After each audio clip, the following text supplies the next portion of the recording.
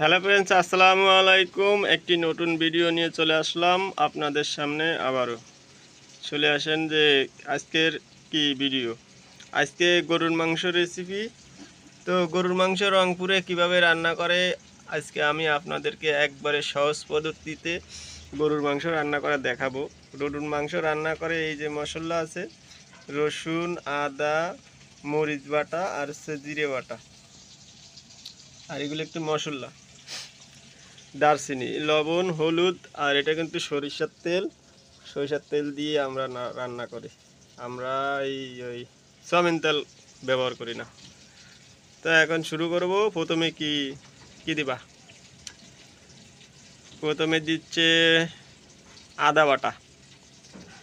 দেখেন কিভাবে রান্না হচ্ছে। এটা কিন্তু এখনও চুলোর পরে নিইনি। এরপরে দিচ্ছি রসুন বাটা। এরপরে দিচ্ছি দারচিনি, এলাচ, লবঙ্গ আর কি।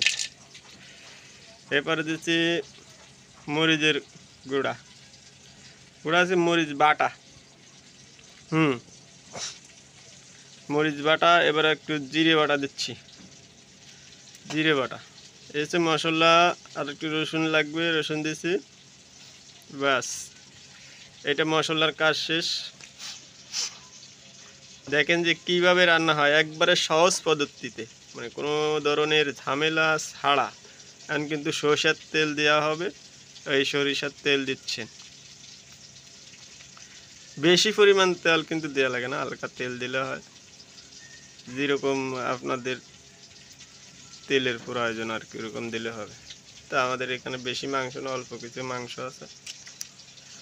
এবার দিচ্ছি হচ্ছে পেঁয়াজ, টমেটো আর হচ্ছে কাঁচামরিচ। আচ্ছা, দাও। পেঁয়াজ, টমেটো, কাঁচামরিচ। পেঁয়াজ একটু বেশি করে দিবা, আর টমেটোটা দিলে একটু টক টক একটা আলাদা স্বাদ লাগে। এটা হচ্ছে রংপুরের রান্না। রংপুর কিভাবে রান্না করে গরুর মাংস আপনারা একটু দেখেন। লবণ পরিমাণ মতো লবণ দিবেন, পরিমাণ মতো লবণ দিবেন। তারপর দিচ্ছে হচ্ছে হলুদ। আচ্ছা, হলুদ 1 চামচ। পরিমাণ মতো দিলে হবে, হলুদ যেটুকু লাগে। এটা সুন্দর করে মাখা লাগবে। দেখেন মশলাটা কিন্তু এখনো কিন্তু আমরা চুলোর কোনো তাপের কোনো প্রয়োজন নেই, এখানে তাপ দেওয়া লাগবে। এইভাবে তো সুন্দর করে মাখাইতে হবে। দেখেন যে কীভাবে মাখাচ্ছে। এটা কিন্তু অনেক সুস্বাদু হয়, আর এটা সহজ, মানে খুবই সহজ পদ্ধতিতে রান্না।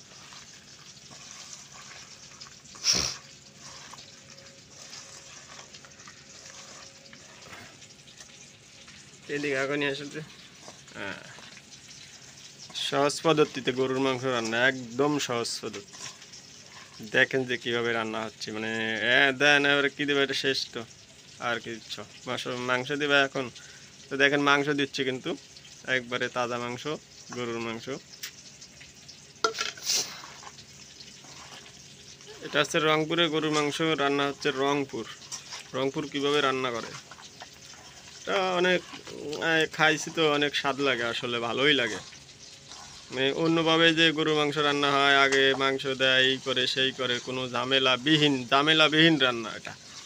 আর এটা একবারে গলে যাবে। আমি দেখাবো রান্নার পরে আপনাদেরকে যে রান্নার পরে কেমন লাগে।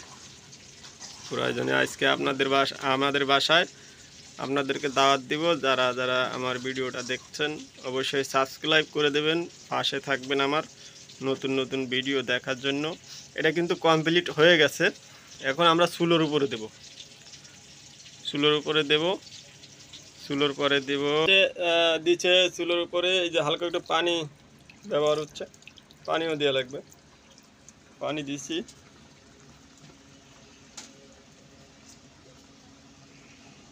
জাল কিন্তু জ্বলতেছে। শেষ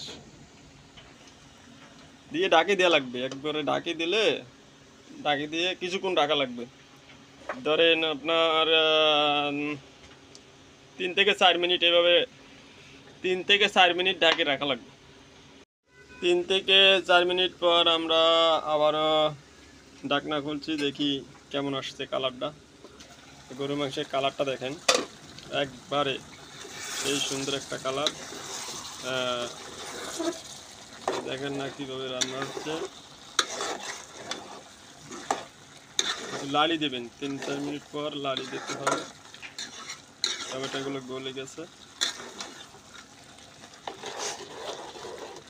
কালারটা কিন্তু সেই সুন্দর হয়েছে, সেই সুন্দর একটা কালার আসছে, বাদামি বাদামি। আচ্ছা, ওই যে লাড়ি দিতে হবে, কিছুক্ষণ লাড়তে হবে।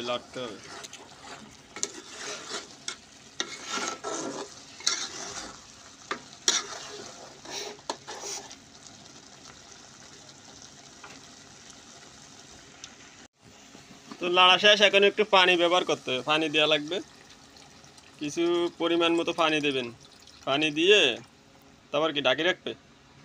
হ্যাঁ, ঢাকি রাখা লাগবে। পানি দিয়ে একটু লাড়া দিয়ে আবারও ঢাকি দেওয়া লাগবে, কারণ গরুর মাংস তো সিদ্ধ হইতে একটু সময় লাগবে। এই হচ্ছে ঢাকি দিছি, ঢেকে দিছি, আবারও 2-3 মিনিট ঢেকে দেওয়া লাগবে, রাখা লাগবে এরকম। মিনিট পরে আমরা আবারও আসছি তরকারি দেখতে, তরকারি কেমন হয়েছে। তরকারি কিন্তু সেরকম একটা কালার আসছে। আমরা কিন্তু তরকারিতে তেল খুব কম খাই, তেল সীমিত পরিমাণ দিছি, যতটুকু আমাদের প্রয়োজন আর কি।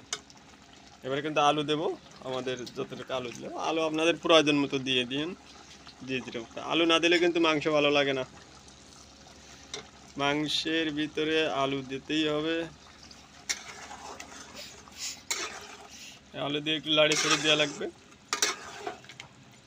দেওয়ার পরে কী করবা, আবারও 3 মিনিট ঢাকি দেওয়া লাগবে। 3 মিনিট পরে আলু সিদ্ধ হয়ে যাবে। সিদ্ধ হওয়ার পরে আপনাদেরকে দেখাচ্ছি কি হবে।